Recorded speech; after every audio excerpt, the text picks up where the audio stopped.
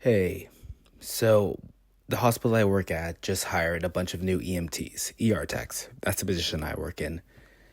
And I asked management to allow me to help train them. And they did. The people who used to do the training at the hospital I work at left. Literally every single one of them left. And I was really upset about that. And I was willing to step up to the plate to make sure that the new hires are trained right, that they're come into this position and they have a good work ethic and they contribute to the hospital. And every single one of the people who get hired here, they get a monologue from different EMTs. I got the same monologue from the same EMTs. One of the monologues is from a longtime EMT. He's been there since the beginning of the hospital. He's been there for like 11, 12 years. And he tells them the same thing that he told me when I first got hired. You treat every person that comes in this community with respect. He lives in the community. You refer to every single patient as sir or ma'am. And this hospital has worked very hard to build a reputation of being for the community. It's very difficult. We come from an underserved background. To build up this trust, and I do not want you to more or less fuck that up. So you're going to treat every single patient that comes into this ER with respect. And there's another EMT. He's very intelligent. He came from a trauma hospital, and he's been working at this hospital for many years. And he gives them another monologue. It's different. He doesn't say the same thing that the other one says. He says this in politically incorrect terms. But to put in politically correct terms, he essentially says, don't be stupid. There's a lot of nurses that will come into this hospital and they will try to do things that are very not street smart, or at least they don't use a whole lot of common sense. And you have to be able to take a step back and be able to recognize that these people are about to do something that's very stupid. And you have to be able to recognize that and be able to say something. I'm just going to say what he said. It's politically incorrect terms, but what he says is literally, don't be retarded. Because sometimes people are going to do some things, like they're going to try to pick up a 600-pound patient with a draw sheet, like just put a sheet under them and just try to pick them up.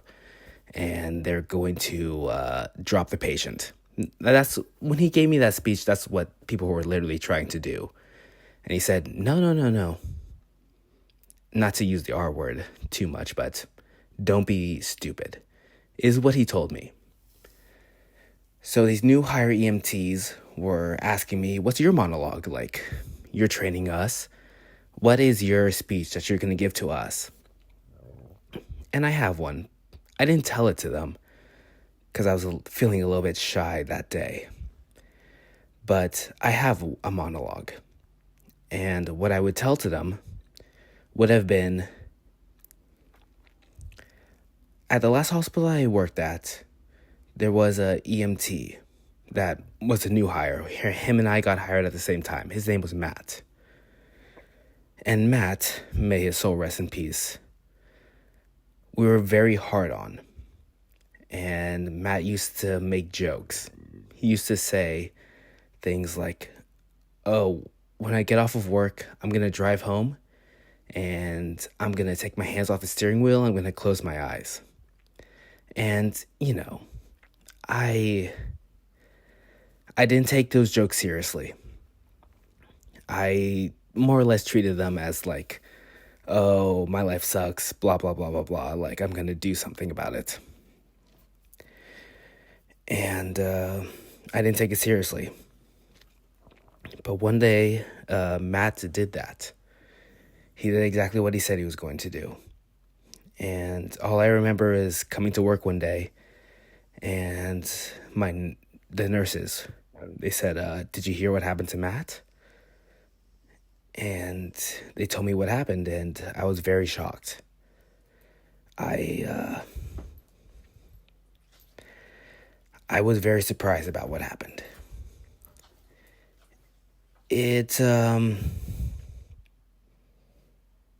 I really felt a lot of guilt for a while that I didn't treat it as seriously as I should have. I should have said something, and as brutal as it is, like, we should have put him on one of the holds that we do to a lot of patients that come into the emergency department. We should have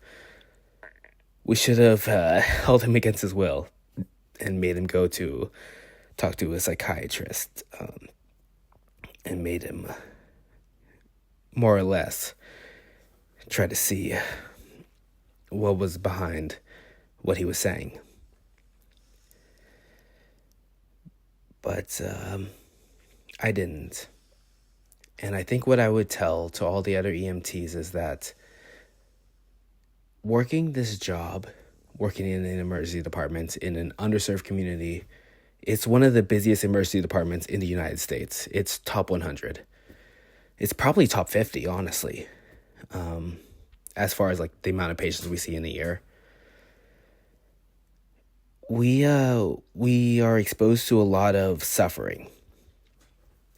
We see a lot of people come into this emergency department, and it's the worst of the worst.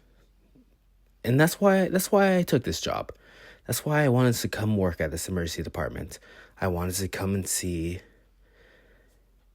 I wanted to see what the world was really like. But it's really difficult. It's really difficult. But some of the best advice I've ever gotten in my life was that you can't make other people's suffering your own. You can't look at another patient's problem and suddenly make it about yourself. In some ways, it's selfish. You can't just look at another patient, see everything that's going on in their life, and suddenly make it about yourself.